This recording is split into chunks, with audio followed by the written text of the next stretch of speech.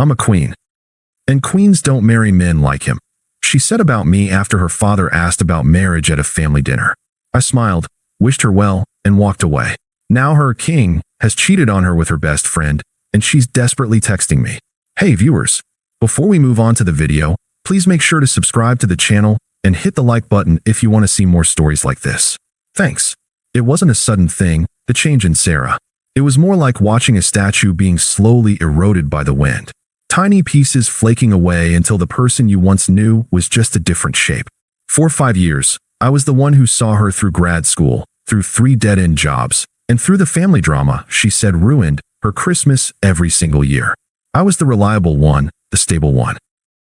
The guy who'd bring her coffee every morning before her lecture, who'd sit with her in the car for hours just so she could vent, and who never once complained about being the plus one at all her events.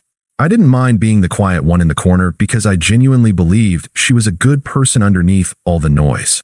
My friends told me I was too generous, that I was letting her walk all over me. I always just told them they didn't get it. They didn't see the woman who'd cry on my shoulder after a bad day or who'd hold my hand under the table when she was nervous. Things really started to change when she got her new job in marketing. It wasn't a huge promotion, but it came with a new social circle and, more importantly, a new boss. A guy named David. She talked about him constantly. At first, it was just David said this or David thinks that.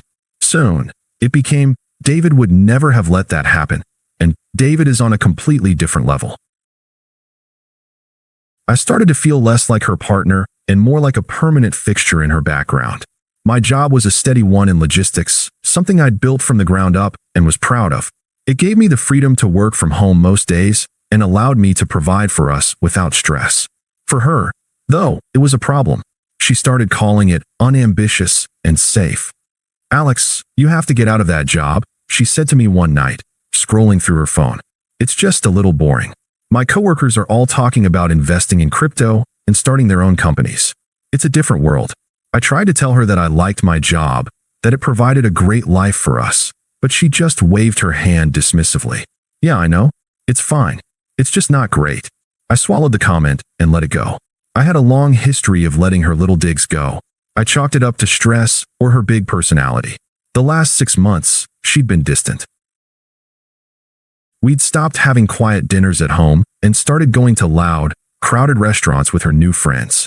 She'd get bored easily, pulling out her phone and just disappearing into her new social media world, her face lit up by the screen. I'd sit there, sipping my drink, feeling like a stranger. Then came the dinner. It was at her parents' house, a big, formal event. Her entire extended family was there, including her judgmental aunt and her 2 smug cousins. Sarah was in her element, holding court at the center of the table, talking loudly about David and her new work family. I sat there politely, nodding along, waiting for a chance to get a word in. I kept thinking of all the times I had driven her to this house for holidays, all the times I had spent hours helping her parents with their yard work, all the times I had been there for her when she was at her lowest. It felt like none of it mattered. At one point, her dad, a kind man who had always liked me, made an offhand comment. So, when are you 2 going to tie the knot? Alex is a good man. He'll make a great husband. The table went quiet. Sarah's eyes, which had been sparkling with all her new ambition, went cold. She looked at me, then back at her dad, a small, knowing smirk on her lips. It was a look I'd never seen before, smug, condescending, and just a little bit cruel. Oh, Dad, she said, her voice dripping with an almost theatrical pity. She then looked directly at me, as if I were a child. Look, Alex is a good person. He's sweet, and he's safe. But he's not what I need. She turned to her family, a grand gesture of a confident woman telling a simple truth. Her voice was loud and clear, carrying across the entire table. The truth is, my life is on a different trajectory now. I'm a queen, and queens don't marry men like him. I didn't say a word. I just looked at her, at the smirk I now recognized as a mask, and felt nothing. The rage I thought would come never did. It was just a hollow, quiet calm. Like the moment after a storm passes and the air goes still. I slowly pushed my chair back, the legs scraping against the hardwood floor, a sound that cut through the silence she had created. The entire table was staring. They were waiting for me to break, to scream, to cry, to prove her right. I stood up, looked her in the eye, and gave her a small, almost imperceptible nod.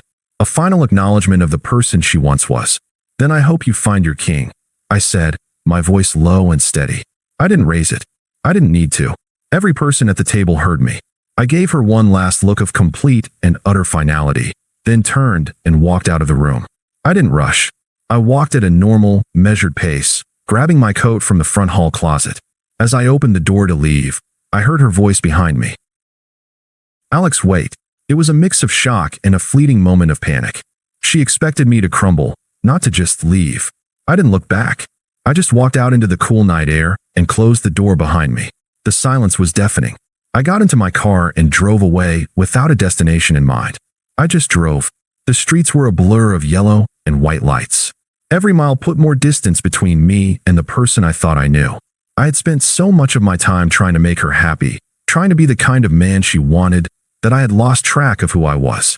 And in a single, cruel moment, she had handed me back a piece of myself, the part that had dignity. When I got back to the apartment, it was already so cold and empty. All of her things were still there, her shoes by the door, the book she'd been reading on the nightstand, her coffee mug on the counter. It all felt like an exhibit in a museum dedicated to a dead relationship. I didn't touch anything. I went to the bedroom, pulled a suitcase from the back of the closet, and started packing. It was a strange, almost meditative process. I packed my clothes, my books, my laptop, and my few personal belongings. I didn't cry. I didn't rage. I just methodically put my life into a bag. I left everything else.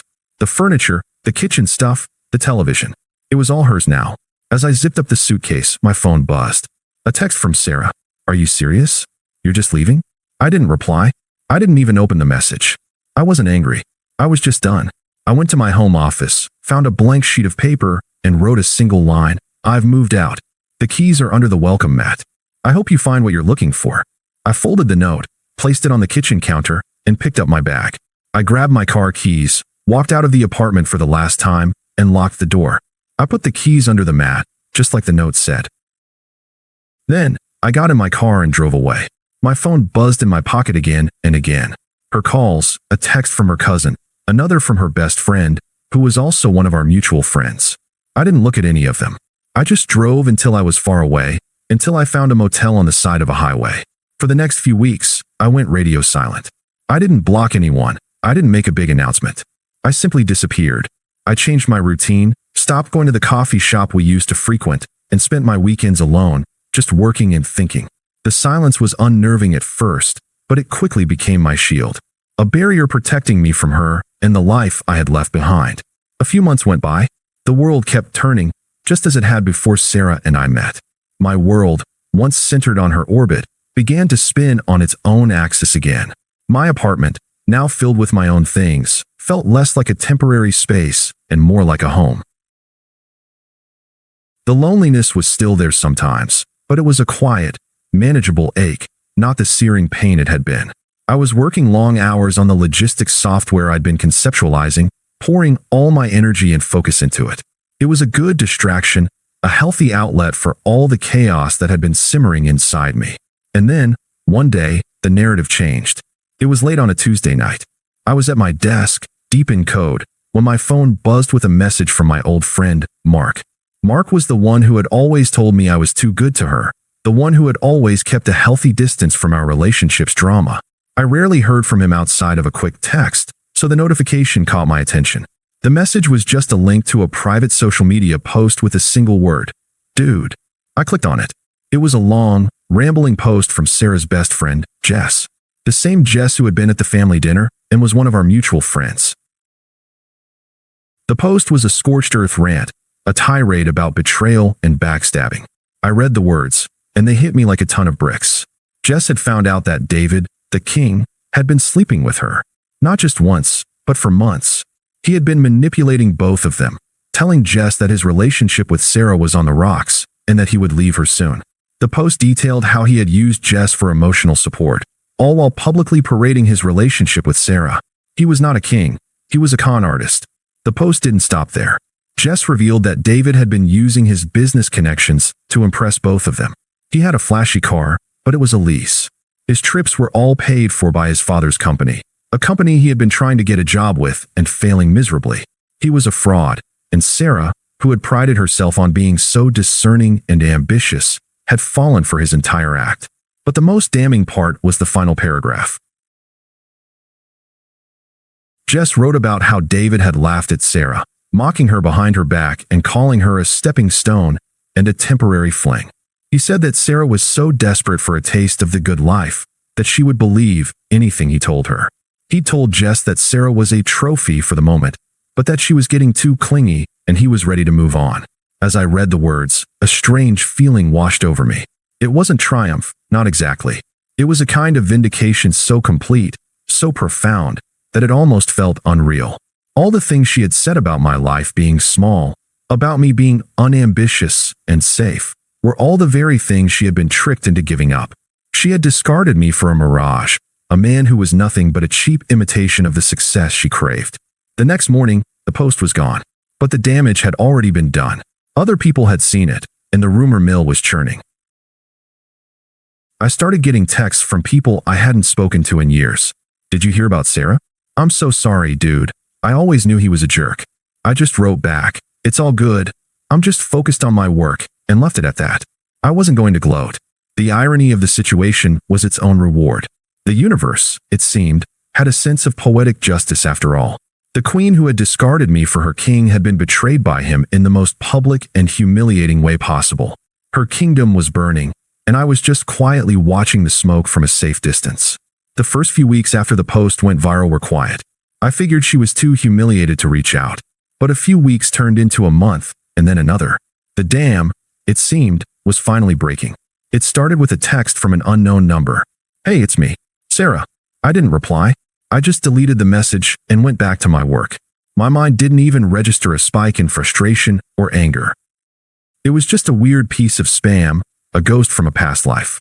A few days later, a text came from the same number, but this time, it was a little more frantic. "I know you're probably mad. I just want to talk. Please." Still nothing. The power of silence was astonishing. The less I gave her, the more she seemed to want it. Then, the messages started escalating. She started sending long, rambling paragraphs about how sorry she was, how she made a mistake, how David wasn't what she thought he was. She tried to rewrite history, portraying our breakup as a mutual thing, a misunderstanding, something we both needed to grow from. I could practically hear her voice in the text, spinning the narrative to make herself look like a victim, not the architect of her own destruction. But the worst part wasn't the texts, it was the calls. She started calling from blocked numbers. My phone would ring, and I would see unknown caller flash across the screen. I knew it was her, so I just let it go to voicemail. After the fifth call, I started listening to the voicemails. At first, it was just her crying, sniffling, and saying my name. Then, the desperation turned to anger. "Why won't you just answer me?" she'd scream into the phone. "I'm trying to apologize. Why are you being like this?" Her desperation soon turned to manipulation. She started contacting people I cared about. My mom called me one afternoon. "Alex," she said, her voice hesitant, "I just got a call from Sarah. She said she's really sorry, and she wants to know why you won't talk to her." I told my mom the brief version of what happened. She was furious, both at Sarah and at herself for even taking the call. I told her that what she did was unforgivable and that she needs to leave you alone, my mom said. "Don't you worry about it, honey. She won't be calling me again." Next came a text from my best friend. "Sarah just slid into my DMs asking for your number. Said she's worried about you and just wants to know you're okay." I sent her a gif of a ghost. He wasn't as polite as my mom, and I loved him for it. Her attempts became a relentless, pathetic assault on my peace. She was a queen without a kingdom, and she was doing everything she could to get back into the one she so carelessly discarded. But my walls were up, and my silence was fortified with the knowledge that she was irrelevant to my happiness. My life was finally my own, and there was no room for her. The truth was, she was no longer a person to me. She was a cautionary tale. Months turned into a year. The logistics software I had been working on was a massive success. I had sold the initial prototype to a large company and was now a co-founder of my own startup. I had a new apartment, a new group of friends, and, most importantly, a peace I hadn't felt in a very long time. The final encounter happened at a mutual friend's wedding. It was a beautiful, sun-drenched day, and I was in my element, talking and laughing with old friends. I was happy, genuinely, authentically happy. Then I saw her. She was standing alone by the buffet table, clutching a small plate of appetizers, looking around the room like she was searching for someone. She saw me, and her eyes went wide. She started walking toward me, a desperate, determined look on her face. "Alex," she said, her voice hushed. She was wearing a dress that looked expensive, but it seemed to swallow her. Her hair wasn't as polished, her face looked tired. The queen was no longer. She was just Sarah. I just stood there, waiting. I wasn't going to make it easy for her. I can't believe it's you," she said, trying to force a laugh. "You look so good, so successful." She gestured around the room. "I've heard about what you're doing. It's amazing." I gave her a small, polite nod. "Thanks. I have to talk to you," she said, lowering her voice. "I'm so sorry, Alex. About everything. What I said at the dinner, it was a mistake. David, he wasn't who I thought he was. He betrayed me. He cheated on me with Jess." She delivered the last part with a fragile bravado, as if revealing a shocking secret I was unaware of. I just looked at her. I wasn't going to give her the sympathy she so desperately craved. I know. Her face fell. She was expecting a reaction, a moment of shared pain, anything to reconnect with the old me. "You know? How?" "It's not my business," I said, my voice calm. "Your life is your business, Sarah." She tried to take my hand, but I gently pulled it back. "I've been trying to call you. I know you're mad, and you have every right to be, but can we please talk about this? I think we can get back to how things were. What we had was real, Alex. I miss you. I miss us." She was desperately trying to rewrite history, to make her cruel, public betrayal a simple mistake. The old me would have listened. The old me would have felt sorry for her. The new me just saw a tired woman standing in her own wreckage. "We can't," I said, my voice firm. "We're not the same people we were. You said at a dinner, in front of your family, that you were a queen and that queens don't marry men like me. I just believed you. I'm glad you found that out about yourself." The words hung in the air. Her eyes welled up with tears, not of true sorrow, but of frustrated, pathetic rage. "You're not going to even give me a chance? After everything? I gave you 5 years of chances," I said, a faint smile on my face. "I gave you 5 years of my life. You didn't want it. You wanted a king. You wanted a different trajectory, a life on a different level. You wanted a man who makes things happen, not one who just waits for them to happen. Well, here I am, Sarah. I'm a co-founder of my own company. I'm building something. I am a man who makes things happen. I'm building a great life for myself. It's just not for you." I didn't wait for her response. I simply turned and walked away, back toward the celebration. I was in a different place, a different life. She was a footnote in my past, a lesson learned. The queen who discarded her good man for a king was now alone, begging for a space in a kingdom she had already destroyed. Thanks for watching. Make sure to subscribe to the channel and hit the like button. What do you think about this story? Share it in the comments.